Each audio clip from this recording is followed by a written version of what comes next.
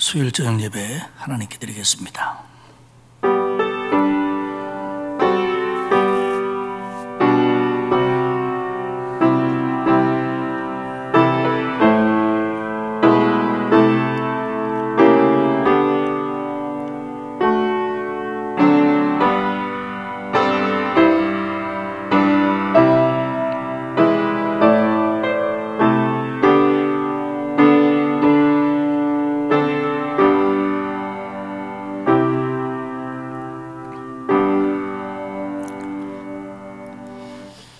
추운 날씨와 코로나19의 확산 속에서도 하나님께서 저희들을 지켜주셔서 오늘도 예배당에 나와 그리고 가정에서 예배케 하시니 고맙습니다.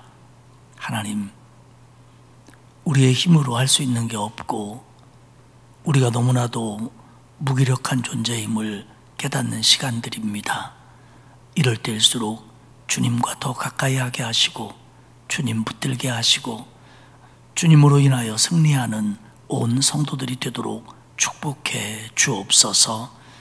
예배 실용을 주께 맡기며 예수님 거룩하신 이름으로 기원하옵나이다. 아멘. 342장 찬송하겠습니다. 이 찬송 부르고 유지혜 권사님 기도하시겠습니다.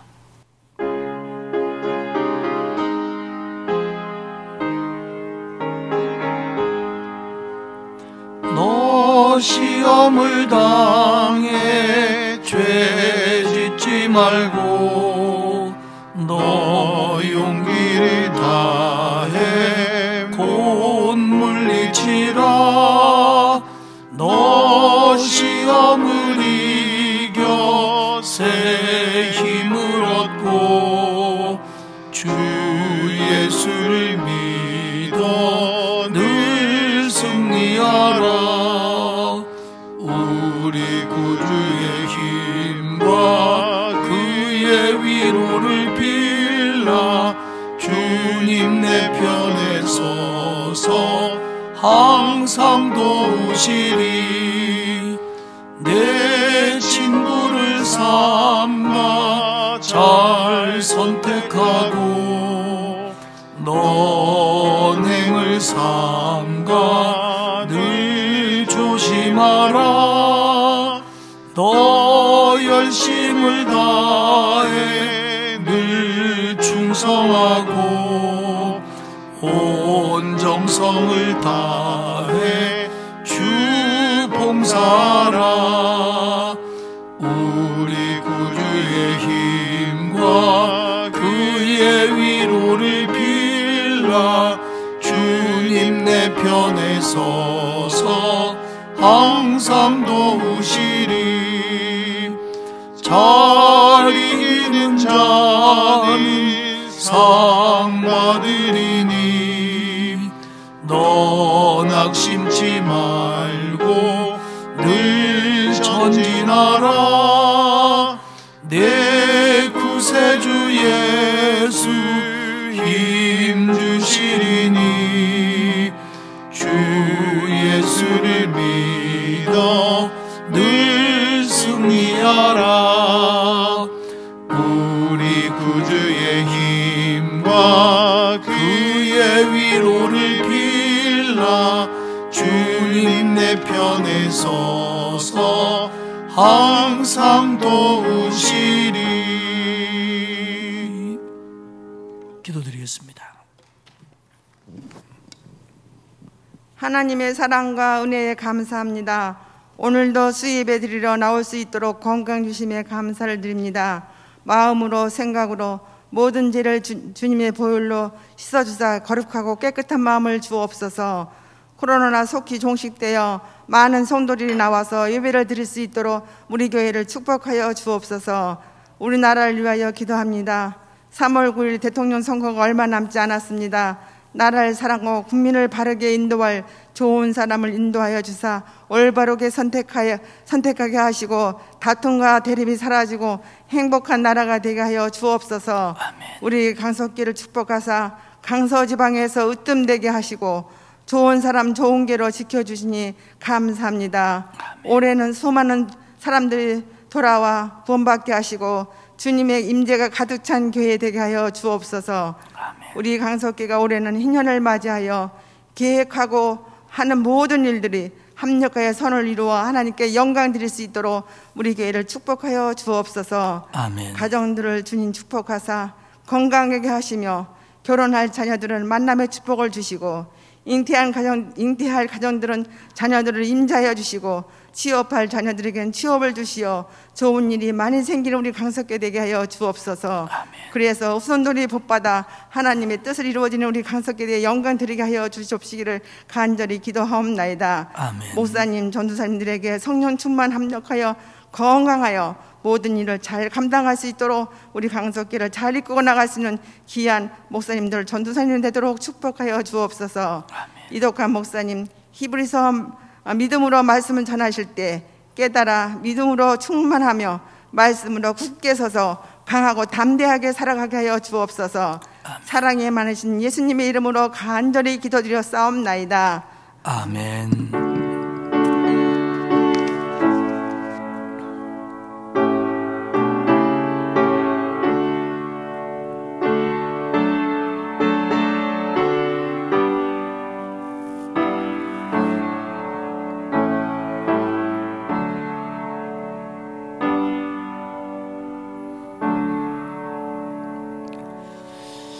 하나님 말씀 히브리서 11장 30절에서 40절 마지막 절까지의 말씀입니다. 11장 30절에서 끝절까지 한 절씩 저하고 여러분이 교독을 하겠습니다. 30절입니다. 믿음으로 7일 동안 여리고를 도니 성이 무너졌으며 믿음으로 기생 라합은 정탐꾼을 평안히 영접하였으므로 순종하지 아니한 자와 함께 멸망하지 아니하였도다. 내가 무슨 말을 더하리요? 기드온, 바락, 삼손, 입다, 다윗 및 사무엘과 선지자들의 일을 말하려면 내게 시간이 부족하리로다. 그들은 믿음으로 나라들을 이기기도 하며 의를 행하기도 하며 약속을 받기도 하며 사자들의 입을 막기도 하며 불의 세력을 멸하기도 하며 칼날을 피하기도 하며 연약한 가운데서 강하게 되기도 하며 전쟁에 용감하게 되어 이방 사람들의 진을 물리치기도 하며 여자들은 자기의 죽은 자들을 부활로 받아들이기도 하며 또 어떤 이들은 더 좋은 부활을 얻고자 하여 심한 고문을 받되 구차히 풀려나기를 원하지 아니하였으며 또 어떤 이들은 조롱과 채찍질 뿐 아니라 결박과 옥에 갇히는 시련도 받았으며 돌로 치는 것과 톱으로 켜는 것과 시험과 칼로 죽임을 당하고 양과 염소의 가죽을 입고 유리하여 궁핍과 환난과 학대를 받았으니 이런 사람은 세상이 감당하지 못하느니라. 그들이 광야와 산과 동굴과 토굴에 유리하였느니라. 이 사람들은 다 믿음으로 말미암아 증거를 받았으나 약속된 것을 받지 못하였으니 같이 읽겠습니다. 이는 하나님이 우리를 위하여 더 좋은 것을 예비하셨은즉 우리가 아니면 그들로 온전함을 이루지 못하게 하려 하심이라. 아멘.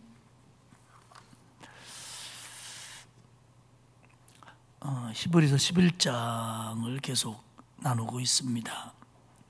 히브리서 11장은 믿음으로 승리했던 믿음의 선진들을 소개를 하면서 그들의 믿음은 이랬다. 그러니 너희들 배우고 그 믿음처럼 되라. 이렇게 우리에게 얘기를 해줍니다. 앞에서 계속 아벨, 에녹, 노아 믿음 얘기했고요. 아브라함부터 이어지는 족장들의 믿음, 아브라함, 이삭, 야곱, 요셉 그리고 모세까지 그들의 믿음을 쭉 얘기했습니다. 그리고 이제는 그 외에 다른 믿음의 사람들을 소개하는데요. 이름과 내용을 구체적으로 언급하는 사람도 있고요. 또 이렇게 몇 명의 믿음을 하나의 특징으로 설명하기도 하고요. 또 어떤 때는 이름은 생략된 채 믿음의 내용만을 우리에게 말하기도 합니다.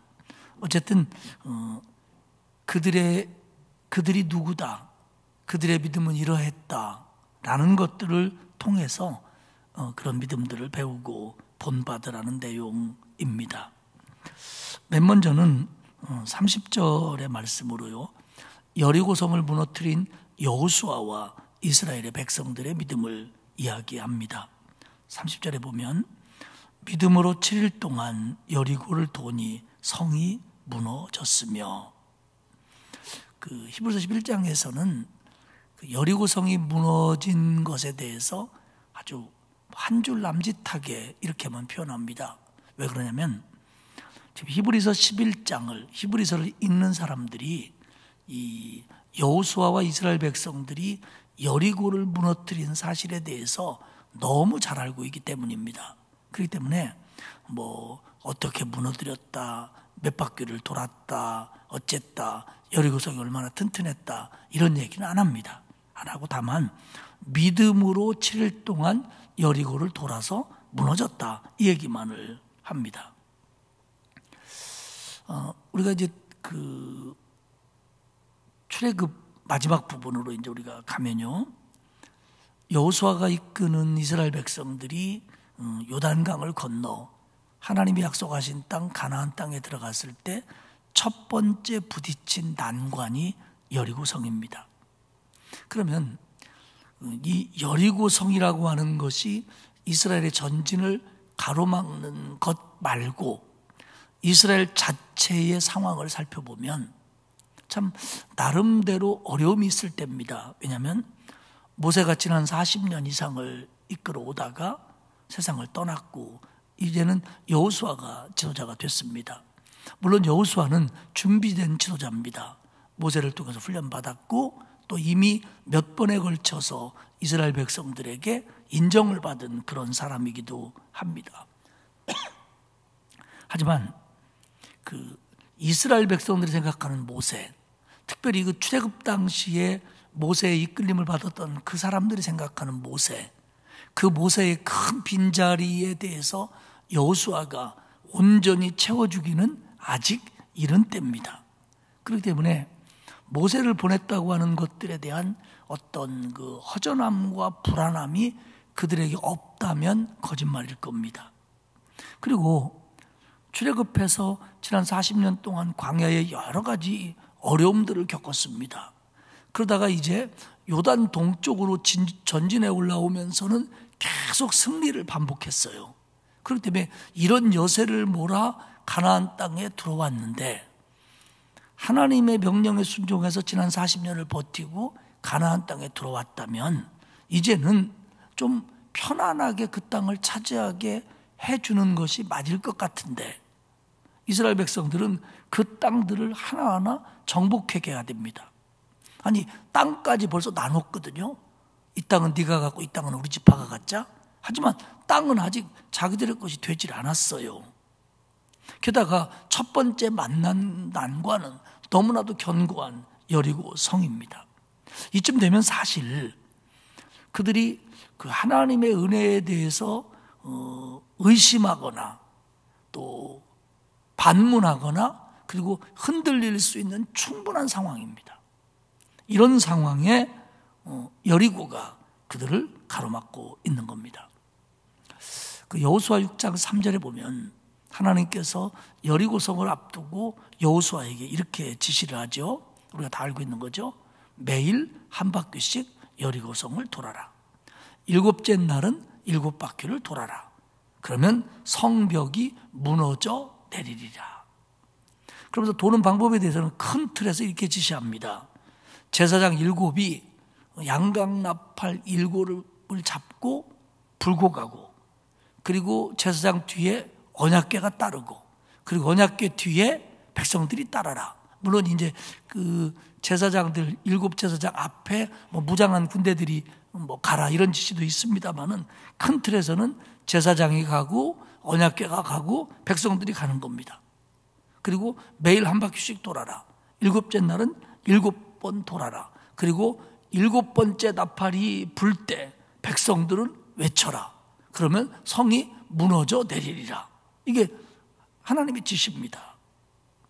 30절은 그 하나님이 여호수아를 통한 지시에 대해서 짤막하게 이렇게 표현합니다.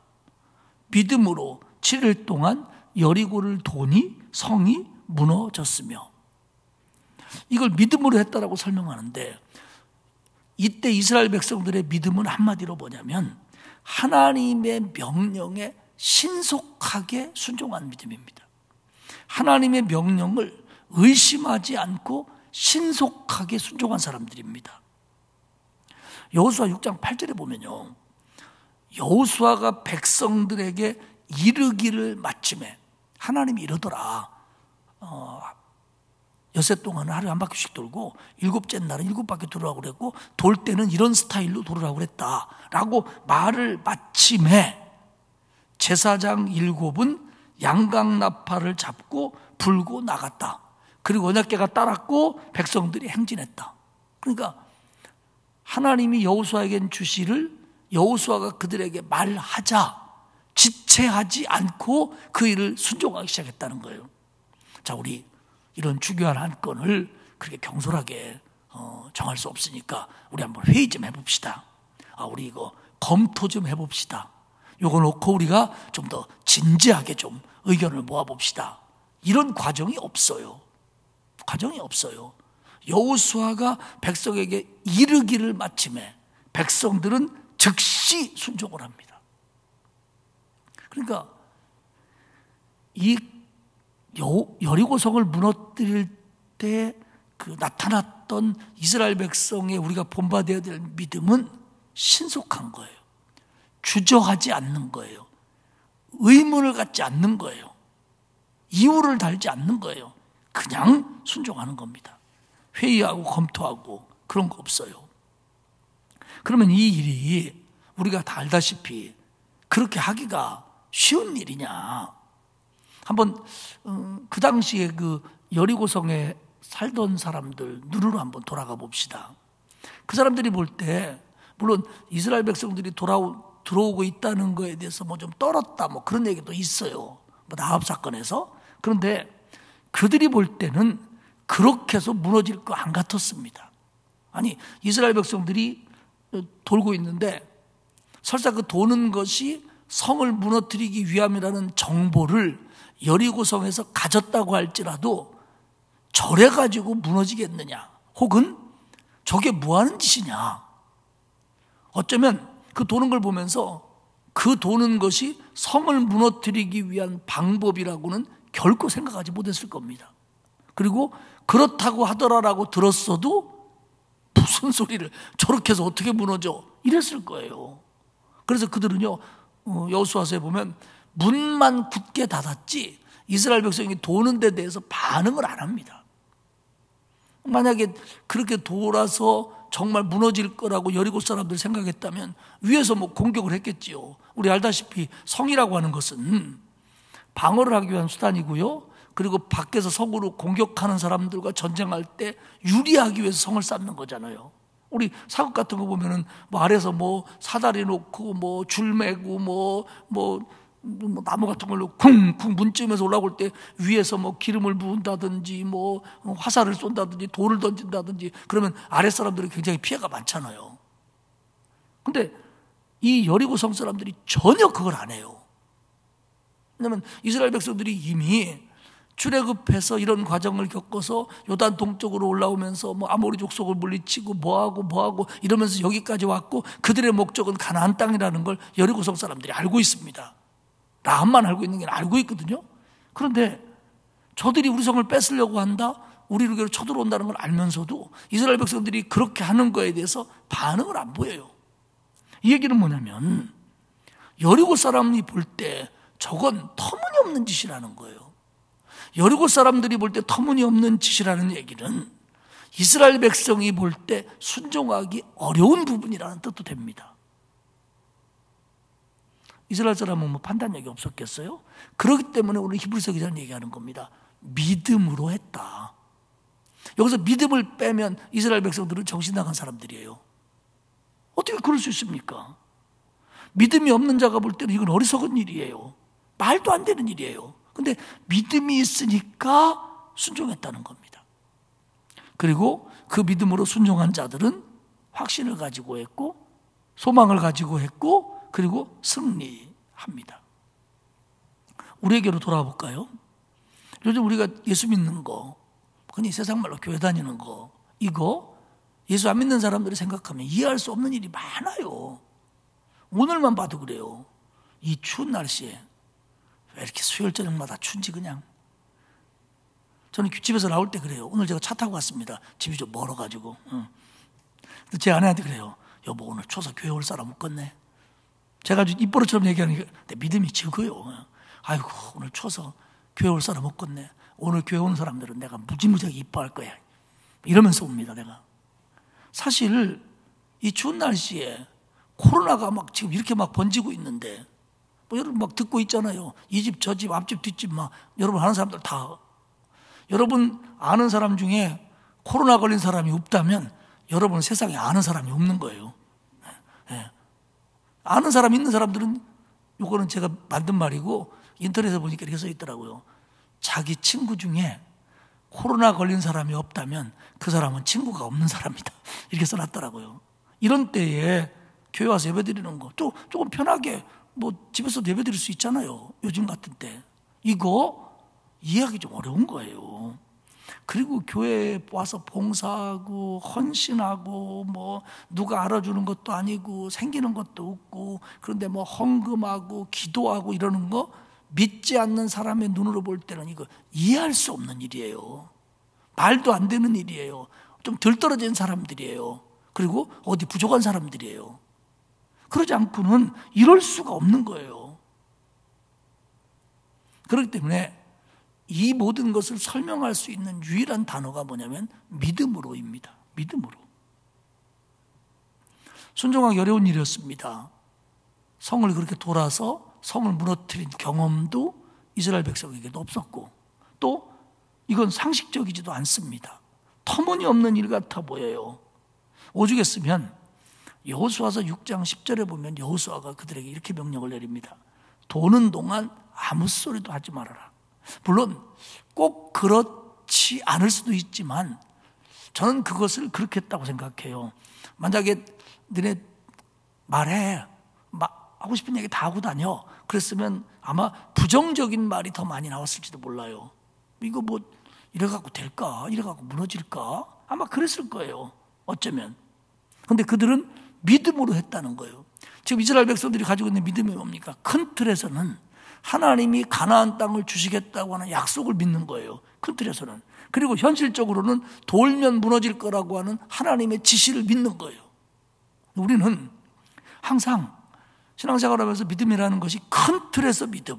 하나님이 나를 책임지시고 나를 인도하시고 선하게 이끄시고 하나님 나라까지 나를 책임질 거라고 하는 이 큰 틀에 대한 소망과 믿음이 있어야 되고요. 그리고 현실 속에서 우리가 실제적으로 살아가는 삶 속에서 가져야 될 믿음, 소망들을 또 갖고 사는 거예요. 이건 결국 같은 거니까요. 우리들이 믿음으로 걸어갈 때 정말 우리가 잘못한 것도 아니고 지금 이스라엘 백성이 뭐 잘못했어요? 순종했지요. 우리가 잘못한 것도 아니고 무슨 뭐 기도 생활을 안 한 것도 아니고 불순종한 것도 아닌데 우리 앞을 가로막는 것들이 너무 클 때가 많아요. 여리고처럼. 그래서 그것은 우리를 왜 실망하게 만들고 하나님의 은혜에 대해서 갸우뚱하게 만들 때도 없지 않아 있어요. 그때 우리에게 필요한 게 믿음이라는 거예요. 지금 요 눈에 보이는 요 일은 좀 갸우뚱한 것 같고 내 뜻과 내 생각하고 좀 다른 것 같고 그럴지라도 이 큰 틀에서의 믿음, 하나님의 손이 나를 붙들고 하나님이 내 인생을 책임지시고 또 하나님을 의지하는 자들을 하나님이 붙들어 주신다고 하는, 그래서 거기까지 간다고 하는 이 큰 틀에서의 믿음을 가지고 작은 것들의 믿음을 이겨가며 가야 돼요. 지금 이렇게 한다고 무너지냐? 이러다가 위에서 뭐 던지면 어떡하지? 이런 생각들이 들지라도 아니야. 하나님은 가나안 땅을 우리에게 줄 거다라고 하는 큰 틀에서의 믿음을 지키고 가는 거예요. 그럴 때 이 작은 것들이 우리를 시험해도 흔들리지 않을 수가 있는 겁니다.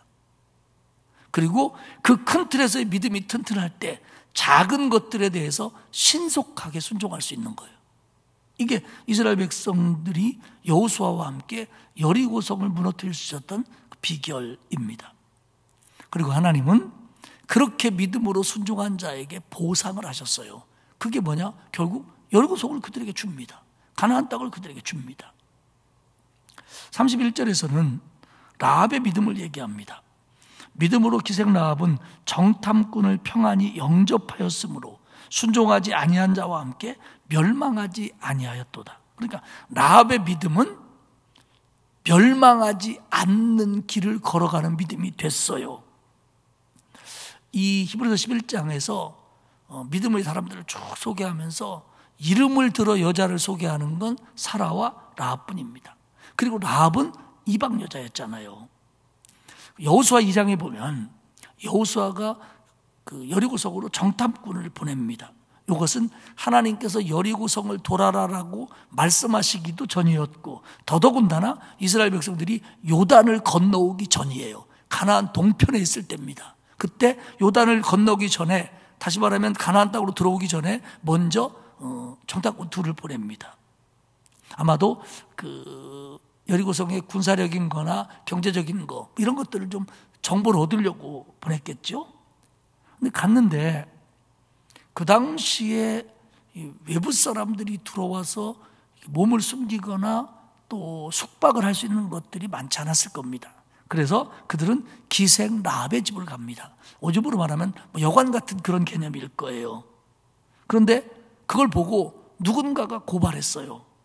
그 이스라엘 사람처럼 생긴 사람이 라합의 집에 들어갔다. 그러자 라합은 그 둘을 숨겨주고 그 사람들이 왔었는데 떠났습니다 라고 얘기합니다. 그리고는 그 일이 잠잠해진 다음에 여호수아서 2장 9절에 보면 라합이 그들에게 이렇게 얘기해요. 여호와께서 이 땅을 너희에게 주신 줄을 내가 아노라. 라합은 이 여리고성이 무너지고 이스라엘 백성이 여기를 쳐들어올 거라는 걸 안다는 거예요. 어떻게 알았냐?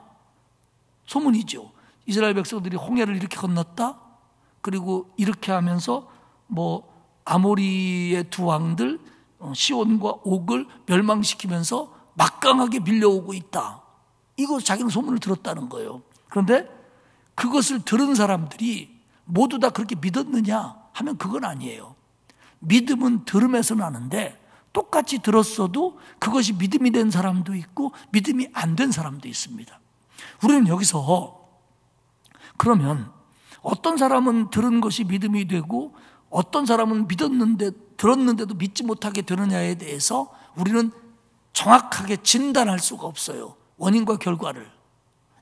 이거는 이렇게 얘기할 수밖에 없습니다. 하나님의 주권적인 역사예요. 주권적인 역사. 그러니까 이거는 그 사람들이 라합의 집으로 들어가고 라합이 그런 믿음을 갖고 이런 과정은 그 어떤 말로도 설명될 수가 없어요. 그건 하나님의 주권적인 역사입니다. 그건 제가 예수를 믿고 여러분이 예수를 믿어 구원받게 된 것도 똑같아요. 나는 모태신앙이고 어머니 뱃속부터 교회 다녔으니까 그렇죠. 그런 소리 말아요. 어머니 뱃속부터 교회 다니다가 지금 교회 안 다니는 사람이 얼마나 많은데요. 그동안 너무 많이 다녀갖고. 그렇지 않아요, 여러분. 그렇기 때문에 우리가 구원받고 하나님의 사람이 됐다는 건 이건 하나님의 주권적인 역사로 믿어야 돼요. 그리고 이 라합 사건도 그렇게 이해할 수밖에 없어요. 라합이 뭐라고 하냐면 그 여호수아서에 보면 이렇게 얘기해요. 너희의 하나님 여호와는 위로는 하늘에서도 아래로는 땅에서도 하나님이시다 라고 자기가 믿는다는 거예요. 그래서 지금 이 사람을 숨겨두었다가 걸리면 어떤 해를 당할지 모르지만 현실적으로 그런 고난이 있었지만 미래를 위해서 하나님 이스라엘 백성과 함께 여리고를 쳐들러 왔을 때 내가 구원받을 수 있다라고 하는 미래를 위해서 현실의 어려움을 참는 거예요. 이게 라합의 믿음이에요. 그러니까 라합은 지금 그 사람들하고 안면이 있어요. 민족이 같아요. 뭐가 있어요. 근데 이 사람을 감춰주는 건 그 이유가 뭐냐면 구원받기 위해서. 지금 이스라엘 백성들이 왔을 때 하나님의 백성이 되고 싶어서 그 미래를 위해서 오늘의 고난을 참아내는 거예요. 오늘의 이 힘든 일을 견뎌내는 거예요. 그래서 오늘 성경은 뭐라고 얘기하냐면 순종하지 아니한 자와 함께 멸망하지 않았다. 여기서 순종하지 아니한 자는 뭐냐면 이스라엘 백성들이 여리고를 쳐들어왔을 때 멸망당한 여리고 사람들을 말해요. 그리고 이 단어는 어느 때 사용되냐면 지난 40년 동안 광야에서 하나님의 말씀에 순종하지 않다가 광야에서 멸망당한 사람을 표현할 때도 이 단어를 씁니다. 그게 결국 뭐냐면 믿음 있는 자와 믿음 없는 자를 대조하면서 대비시키면서 순종하는 자와 순종하지 않는 자로 구분을 합니다. 멸망당할 자와 멸망당하지 않는 자를 대비시키면서 순종한 자와 순종하지 않은 자로 표현을 해요. 그러니까 라합은 믿어서 구원받았다. 광야 40년 동안은 그들이 순종하지 않아서 멸망했다. 그러면 이게 결국 믿는 자와 순종하는 자는 같은 의미가 되는 거예요. 라합은 믿음으로 구원받았다. 광야 40년 동안 그들은 순종하지 않음으로 멸망당했다. 순종했으면 구원받았을 텐데 순종한 자, 믿음 가진 자가 같은 의미라는 거예요. 그러니까 기생 라합이 뭐 숨겨주고 이게 별거 아닌 것 같지만 그는 자기가 하나님의 은혜로 갖게 된 이 믿음을 지금의 어려움들 가운데서도 지켜낸 그런 여인으로 소개를 하고 있습니다. 32절에 말하기를 내가 무슨 말을 더 하리요? 이 말은 내가 더 이상 믿음에 대해서 무슨 말을 할 필요가 있겠느냐 이런데 라고 하면서 기드온, 바락, 삼손, 입다, 다윗, 사무엘 선지자들에 대해서 그들의 믿음에 대해서 말하려면 내가 시간이 부족하다 그렇게 얘기합니다. 그리고 33절과 34절에서는 믿음으로 이룩한 8가지 사실에 대해서 이야기를 해요. 이것은 그 기드온부터 쭉 얘기한 사람들의 것이기도 하고요 또 다른 사람들의 것이기도 해요. 33절 한번 봐봐요. 믿음으로 그들이 어떤 걸 얻었냐, 어떤 일을 해냈냐, 어떤 걸 보여줬냐. 그들은 믿음으로 나라들을 이기기도 하며 믿음으로 다른 나라들을 이겨냈다는 거예요. 여기 나온 사람 다 그래요. 기드온, 바락, 삼손, 입다, 사무엘, 삼손, 뭐 다윗 다 믿음으로 이겨낸 사람들이에요. 그 다음에 의를 행하기도 하고 이건 뭐냐면 의로운 통치를 했다 그런 뜻이에요. 다윗, 사무엘에게 해당되겠죠.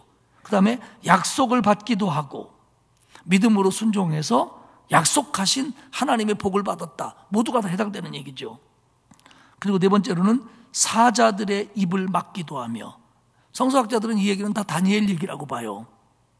믿음을 지키다가 사자굴에 들어갔지만 하나님이 다니엘의 믿음을 보고 그들의 사자들의 입을 막아줬다. 다섯 번째는 34절에 불의 세력을 멸하기도 하며 이것도 성서학자들은 누굴 얘기하냐면 사드락과 메삭과 아벳느고의 믿음을 얘기하고 있다 그렇게 말합니다. 다니엘 3장에 보면 바벨론의 느부갓네살 왕이 그 금신상을 만들어 놓고 모든 관리들 백성들에게 절하게 만듭니다. 그리고 만약에 불순종하면 타는 풀무불에 집어넣겠다 그랬어요. 근데 그때 다니엘의 세 친구인 사드락과 메삭과 아벳느고는 거기서 노예도 아니고 종도 아니고요 지방을 다스리는 관리들이었어요. 오늘로 말하면 읍장, 군수 이렇게 되는 거예요. 그러니까 이 이스라엘 백성들 가운데 바벨론으로 끌려간 사람들은 우수한 사람들이었어요. 정치적으로, 종교적으로, 그리고 사회적으로 유능한 사람들을 잡아갑니다. 왜? 그렇게 해야 남아있는 사람들이 힘을 못 쓰니까. 그렇기 때문에 그 잡혀간 사람들 중에는 제법 고급 관리들도 있었어요. 다니엘도 그렇고 사드락과 메삭과 아벳느고도 그렇고요. 그러니까 그런데 그들은 신앙 때문에 그 바벨론에서 관리를 하면서도 금신상에게 절하지 않는 거예요. 근데 또 뭐 경쟁자도 있고 질투하는 사람도 있겠죠. 고발했습니다. 끌려갔어요. 느부갓네살 왕이 그들을 아꼈거든요. 살려주겠다. 그러니까 시키는 대로 해라. 뭐라고 얘기하죠? 우리가 잘 아는 얘기. 왕이요, 우리가 하나님이 능히 우리를 건져내실 것이고 그렇게 하지 아니하신다고 하더라도 우리는 절하지 않을 겁니다. 그렇게 얘기하잖아요. 그리고 믿음으로 불의 세력들을 멸하기도 했다는 거예요. 그 다음에 칼날을 피하기도 하고 대적자의 칼에서 믿음 때문에 하나님이 지켜줬다는 거예요. 다윗도 그랬고요, 엘리야도 그랬고요, 엘리사도 그랬고요. 다 그런 믿음의 사람들이 위험을 당할 때 하나님이 막아주잖아요. 그 다음에 연약한 가운데서 강하게 되게도 하며, 성서학자들은 이 얘기가 삼손 이야기거나 아니면 히스기야 이야기일 거다 그렇게 봐요. 삼손이 치욕을 당하잖아요. 막 정말 눈이 뽑히고 그 사사 삼손이 정말 아주 모욕적으로 떨어지잖아요. 그때 하나님 앞에 기도함으로써 다시 강해져서 마지막 공격을 하잖아요. 그걸 얘기하는 걸 거다. 아니면 히스기야 왕이 죽을 병에서 치료되는, 목숨이 연장되는, 연약한 데서 강하게 되는 거, 그걸 얘기하는 걸 거다. 그렇게 봅니다. 그리고 여덟 번째는 전쟁에서 용감하게 되어 이방 사람들의 진을 물리치기도 하며, 여기 뭐 사사들 얘기라든지 다윗 얘기라든지 이런 사람들 다 이방 사람들의 진을 물리친 사람들이잖아요. 이게 다 믿음으로 된 거다. 그들이 뭐 용맹하고 지혜롭고 뛰어나고 담대하고 뭐 배짱 좋고 뭐 간땡이가 붙고 이래서 온 게 아니라 다 그게 믿음을 통해서 하나님이 하신 일이다 라는 걸 얘기하는 거예요. 지금 이 사람들의 믿음이 결국 그런 결과를 가져왔다는 거예요. 그러면서 35절 이하에서는 이 믿음의 힘으로 인내를 보여준 예들을 쭉 얘기합니다. 35절 중반절에 보면 또 어떤 이들은 더 좋은 부활을 얻고자 하여 심한 고문을 받되 구차히 필려나기를 원하지 아니하였으며, 고문, 고난과 순교를 얘기하는데요. 여기서 고문이라고 번역한 이 히브리어 툼파노는 고문대, 고문시키기 위해서 묶어놓는 말뚝, 때리는 몽둥이 이런 걸 다 툼파논이라고 불러요. 그런데 여기서 파생된 단어가 툼파니 제인인데, 이거는 고문하다, 좋게 얘기하면 고문하다인데 내용의 뜻은 뭐냐면 죽음에 이르도록 때리다, 그런 뜻이에요. 그런데 더 놀라운 건 이 고문이라고 하는, 고문하다, 고문때라고 하는 이 말의 어원이 되는 것이 뭐냐면 북입니다. 북. 드럼, 동동동동 하는 북. 이 북에서 왜 이런 고문때라는 말이 나왔냐 그러면, 그 당시는요, 북같이 생기는 고문대에다 사람을 올려놨대요. 그리고 북을 치듯이 때렸답니다. 북을 치듯이 가슴과 배를 때렸대요. 죽을 때까지.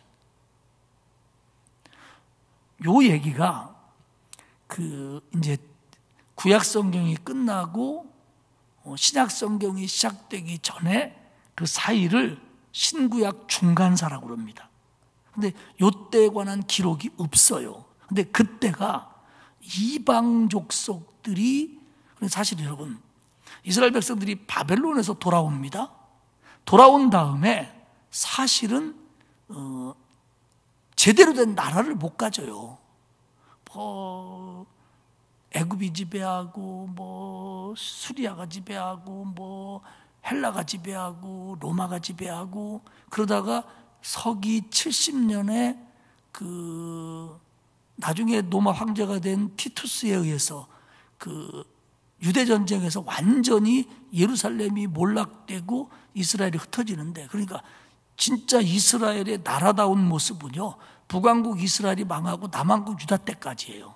바벨론에 끌려가서 돌아왔지만 그때 무슨 스룹바벨이나 에스라나 느헤미야가 애써봤지만 나라를 못 만듭니다. 다 주변의 속국이에요. 그리고 한때 이 구약이 끝나고 신약이 시작된 이 사이에서 한 번 나라꼴을 가졌던 때가 있었는데, 그게 마카비 시대라고 하는 시대예요. 마카비라고 하는 사람과 그 가족들에 의해서 이스라엘이 주권을 조금 가져요. 근데 그것도 나라라고 보기 어려워요. 그러니까 정말 그렇게 오랜 동안 나라가 없었고요. 70년에 예루살렘이 멸망한 뒤에 1948년까지 이스라엘이 나라가 없어요. 그리고 거기는 유대인도 살았지만 아랍인도 살고 그러다가 결국 1948년에 안전보장 이사회에 의해서 이스라엘의 나라를 만들겠다라고 하고, 흩어져 있던 유대인들을 불러 모으니까 그 안에 살던 사람들이, 아니 걔들이 여기서 살던 때가 언젠데, 걔네 나라인데 이게 우리나라지. 그래가지고 지금도 싸우고 있는 거 아닙니까? 그런데 요 사이에 구약 성경이 끝나고 복음서가 쓰여지기, 주님 오실 때 그 사이에 있었던 시대 속에서 사실은 이 이방인들에 의한 박해, 탄압, 순교가 많이 일어납니다. 지금 히브리서가 얘기하는 고난이나 순교는 기독교인들이 나중에 노마를 통해서 받은 고난이나 순교 얘기가 아니에요. 그 전 얘기입니다, 지금.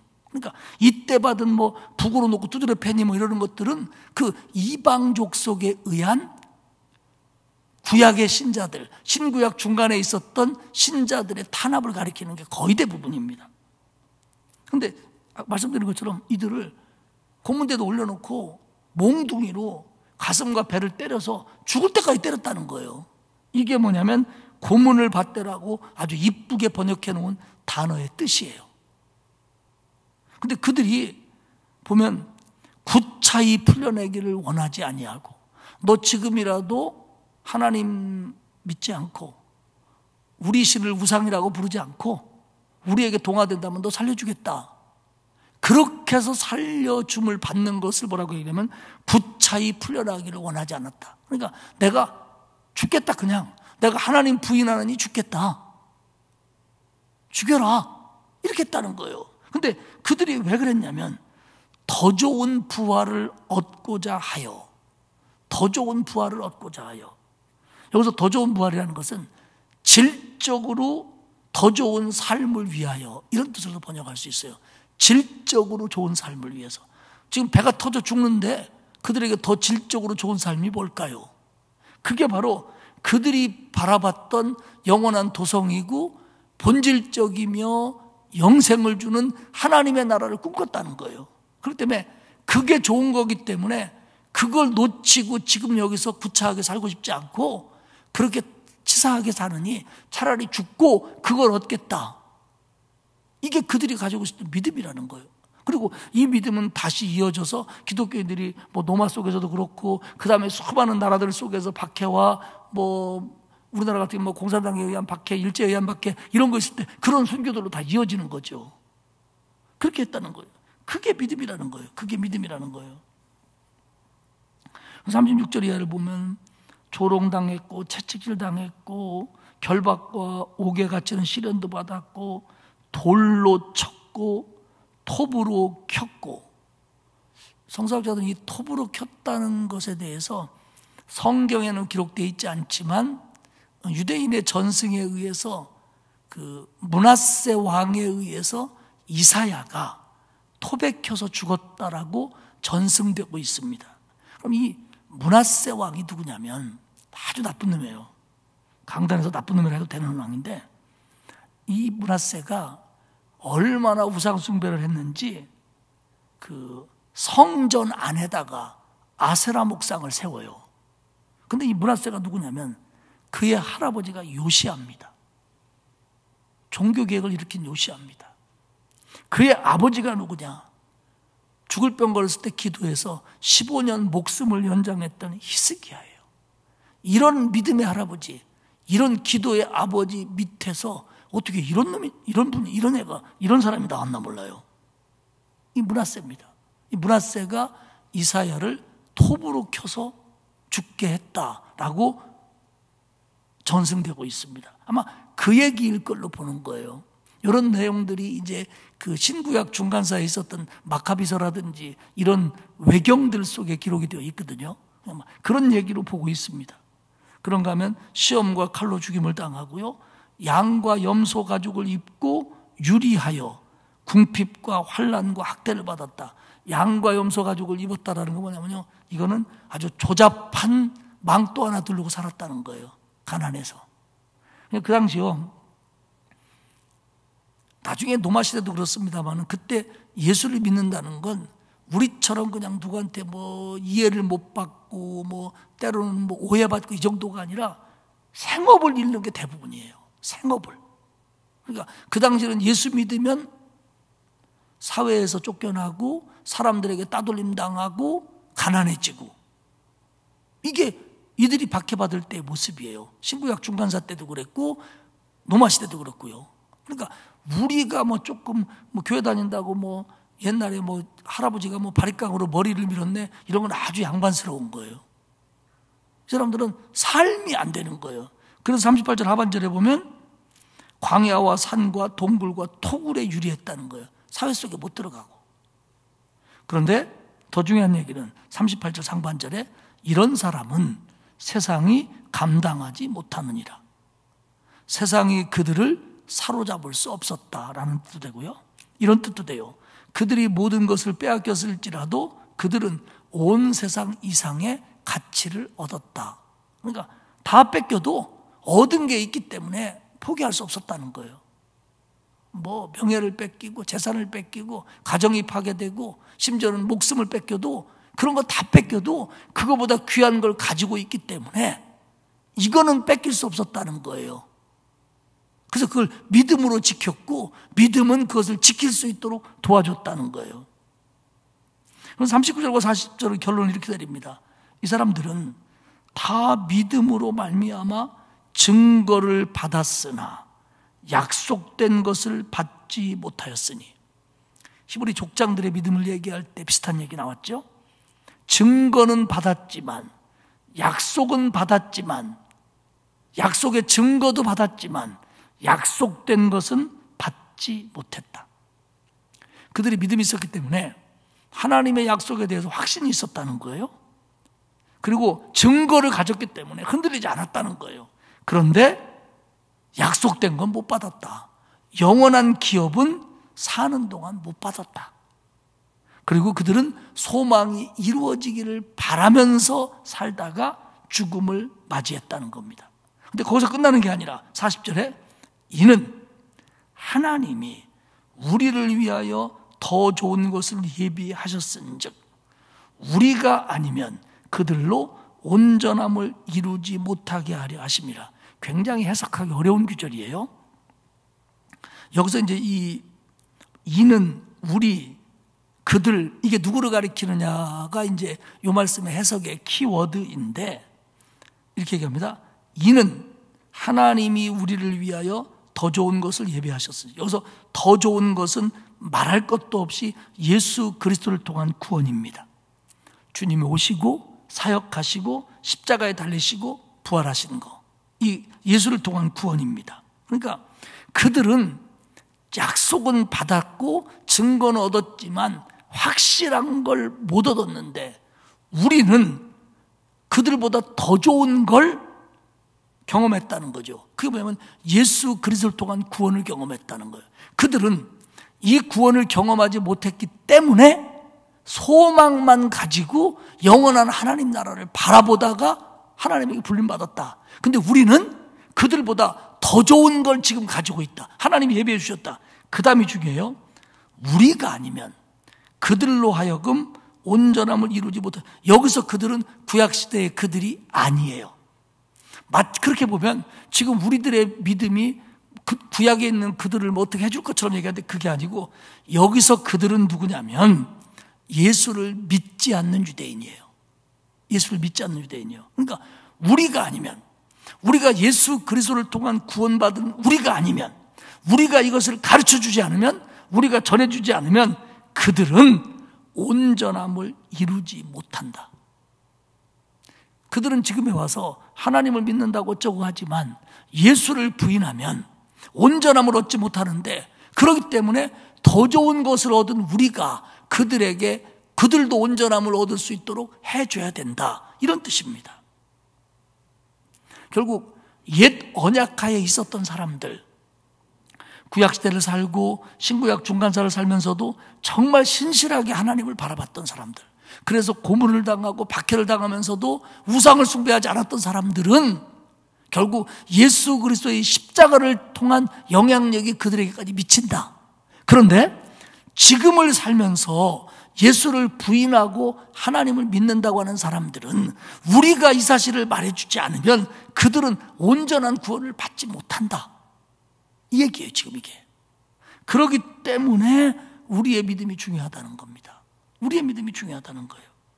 결국 지금 이 히브리서 시대를 사는 사람이 예수를 믿다가 뭐 예수 아닌 예배하고 돌아간 사람도 있고 부인한 사람도 있는데, 히브리서 기자가 강조하는 게 뭐냐면 믿음이라는 게 이런 건데, 그렇게 훌륭한 믿음들도 결국 예수 그리스도를 경험하지 못했다. 그러나 그들은 신실한 믿음이었기 때문에 하나님이 그 약속대로 이끌어갔을 것이다. 그런데 지금 있는 사람들은 예수 그리스도를 경험할 수 있는데 이걸 부인한다면 그들은 구원받지 못한다.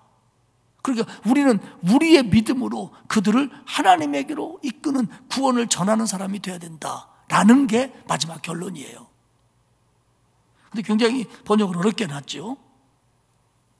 사랑하는 여러분, 이브리서 11장에서 믿음은요, 여리고성을 무너뜨리는 힘이 있는 믿음이에요. 그런가 하면 기생 라합에게는 동네 사람이 다 멸망받는데 구원받게 하는 힘이었어요. 그런가 하면 이기게 했고요, 강하게 했고요, 건졌고요, 고난과 순교까지 견디게 하는 힘이었습니다. 조롱, 역경, 궁핍, 고문, 죽음 다 견디는 힘이었어요.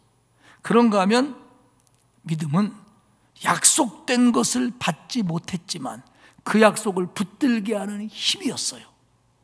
그런가 하면 그 믿음은 하나님이 예비해 놓은 더 좋은 것을 믿고 갖게 된 믿음이에요. 우리들의 믿음이죠. 그렇기 때문에 믿음이라는 것은 아까 말씀드린 것처럼 큰 틀에서 예수 그리스도를 통한 구원, 하나님 나라까지 인도하시는 주님의 섭리와 주권적인 역사, 이 큰 틀에서 모든 것들을 믿는 큰 믿음이 있어야 되고요. 그리고 그걸 가지고 지금 안 보여도, 지금 조금 헷갈려도, 지금 좀 힘들어도 그걸 믿고 소망하면서 가는 순간순간의 믿음들이 연결되어 그 나라까지 가는 거예요. 그리고 이 과정 속의 핵심은 예수 그리스도고요. 말씀을 맺겠습니다.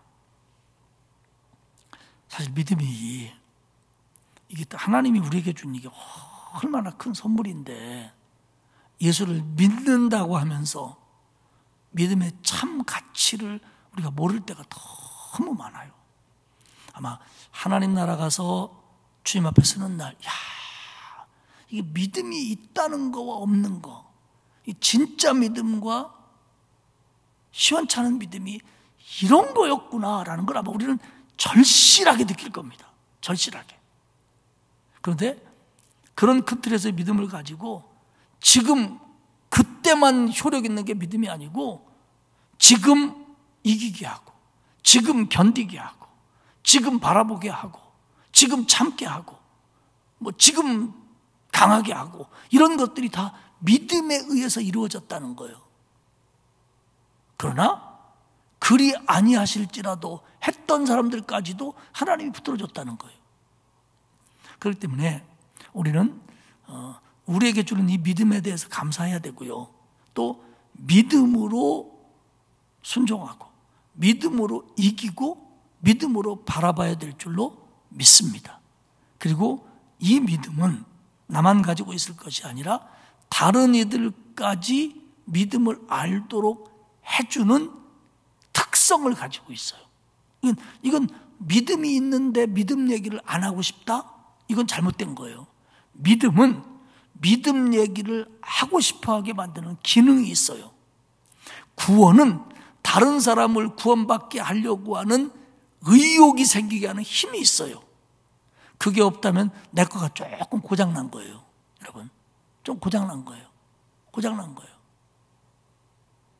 그래서 우리의 믿음을 순종을 통해서 키워가고, 또 말씀을 통해서 키워가고, 선진들의, 우리가 성경 속에서 왜 성경 인물들의 이런 것들을 배우는 겁니까? 그들의 믿음을 배워서 내 믿음 키우자는 거잖아요. 그래가지고 하나님 나라에 가면서 이런 나를 통해서 하나님이 또 누군가를 구원해서 믿음 주고 싶어하는 하나님의 주권적인 역사, 그거에 순종하는 사람이 돼야 합니다. 믿음은 세상에서 가장 값진 거예요. 그리고 그 믿음은 나와 다른 사람에게 가장 큰 축복이에요. 그렇게 믿고 더 튼튼한 믿음으로 걸어가는 저와 여러분이 되시기를 축복합니다. 하나님 고맙습니다.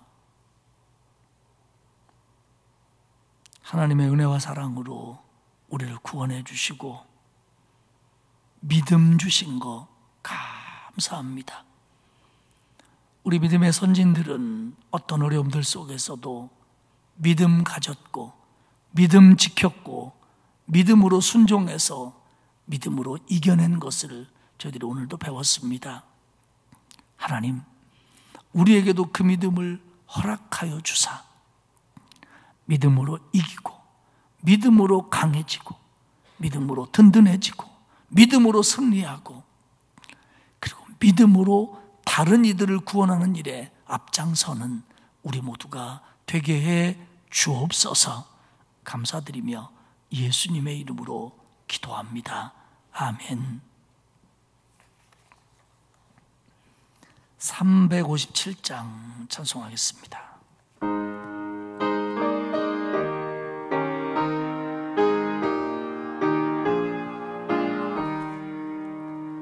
주 믿는 사람이 일어나 다 힘을 합하여 이 세상 모든 마귀를 다쳐서 멸하세.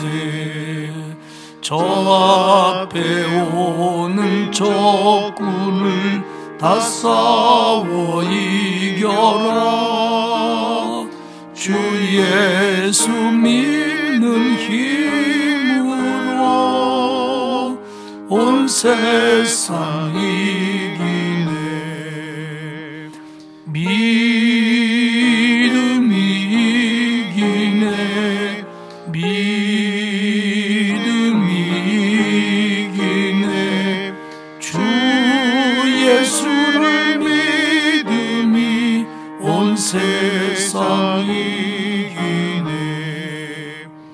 온 인류 마귀 궤글로 큰 죄에 빠지니 진리로 띠를 띠고서 늘 기도 드리세.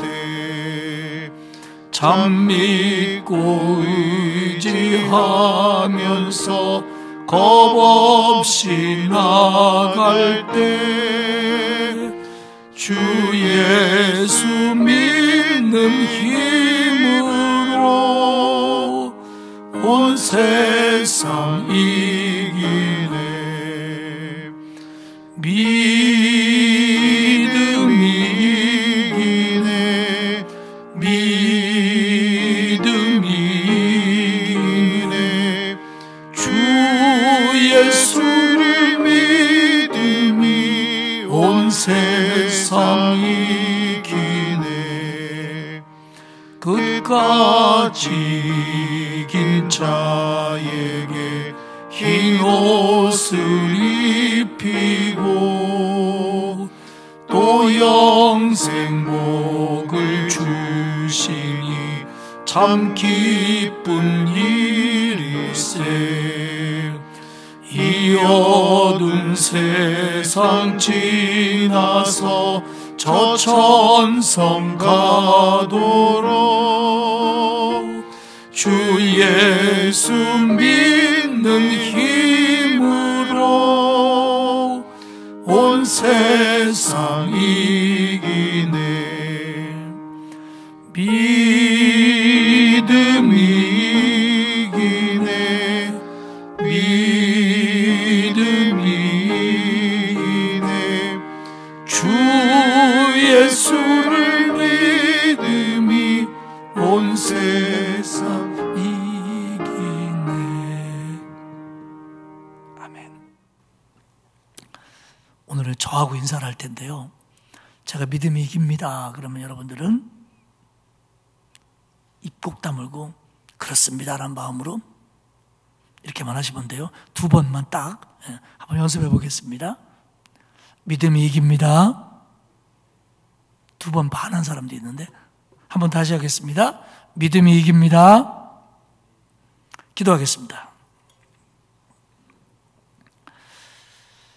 하나님 고맙습니다. 우리가 무엇이간데 우리를 이렇게 사랑해 주셔서 하나님의 주권적인 역사로 믿음 주시고 그 믿음 가지고 살게 하시니 감사합니다. 하나님, 우리가 세상에서 모든 걸 다 잃는다 할지라도 믿음 있으면 그것으로 할 수도 있고 이길 수도 있음을 알고 감사하게 하시고 믿음 약해지는 것을 가장 걱정하며 살아가는 저희들 되게 하옵소서. 히브리서 11장에 얘기한 믿음의 영웅들, 그 선진들의 믿음을 본받고 배워 세상을 이기는 믿음이, 어떤 어려움도 이겨내는 믿음이, 소망을 굳게 잡는 믿음이 되게 하옵소서. 우리 앞을 가로막는 여리고성 같은 큰 어려움이 있을지라도 믿음으로 물리치는 저희들 되도록 하나님 축복해 주옵소서. 코로나19가 너무 확산되고 있는데 하나님 우리 성도들 막아주시고 지켜주셔서 큰 어려움 당치 않도록 하나님 이끌어 주옵소서. 특별히 우리 연로하신 어른들, 기저질환이 있는 성도들, 또 아이들, 아기들 특별한 사랑으로 하나님이 붙잡아 주옵소서. 남은 한 주간도 하나님이 우리의 방패가 되시고 우리를 지켜주셔서 코로나로부터, 사고로부터, 위험으로부터, 그리고 생업 속에서 하나님이 돌보고 지켜 주옵소서. 돌아가는 발걸음도 하나님이 인도해 주실 줄 믿고 예수님 이름으로 기도하옵나이다. 아멘. 하늘에 계신 우리 아버지, 아버지의 이름을 거룩하게 하시며 아버지의 나라가 오게 하시며 아버지의 뜻이 하늘에서와 같이 땅에서도 이루어지게 하소서. 오늘 우리에게 일용할 양식을 주시고 우리가 우리에게 잘못한 사람을 용서하여 준 것 같이 우리 죄를 용서하여 주시고 우리를 시험에 빠지지 않게 하시고 악에서 구하소서. 나라와 권능과 영광이 영원히 아버지의 것입니다. 아멘.